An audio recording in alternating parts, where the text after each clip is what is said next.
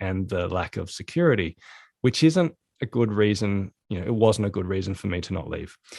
And then a few days later, I said to this person as I was having dinner, I was having coaching with another entrepreneur in my field who was the type of business person I wanted to become. And I said, isn't this great, Pete? I'm going to quit physio, take the plunge and enter into business. And he looked at me straight in the eyes and he said, that would be dumb.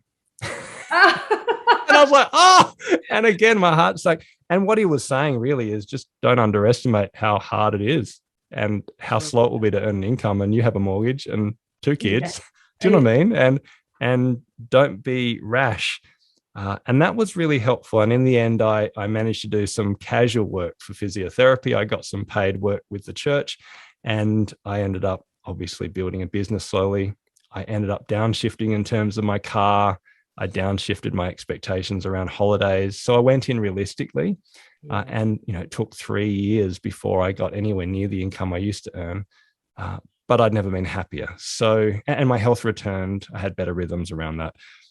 So I don't know how that story is helpful, but sometimes it can be useful to hear the realities of transition. I think that's where it really comes in, is that, we call it a calculated risk. I like that. So, you're jumping off a cliff with a parachute as opposed to nothing. So, you have got a bit of a backup. I say to my clients, especially, make sure you've got a little savings pool. And I did a podcast with ex-CEO of Bridge Climb here in Sydney, Todd Coates, and, they lost the contract after 18 years of having it, and he had to make 1,100 staff redundant, basically.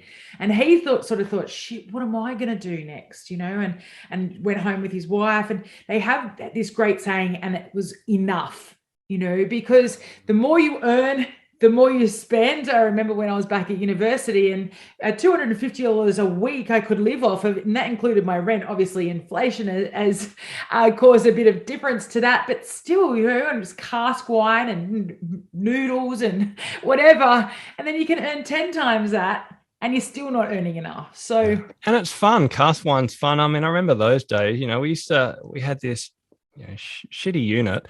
And like, I used to have dinner parties on the floor, on the carpet. We used to put a blanket out and have our friends over and have wine and eat Chinese food because we didn't have a table. I mean, we weren't that poor. We just had a small flat, but we weren't wealthy. And they're some of the funnest memories we have. So right. I'm with you on that. You need enough, of course. Yeah. But I think the research says something like $100,000 cumulative income for both, like a whole family, is the tipping point by which you stop being happier.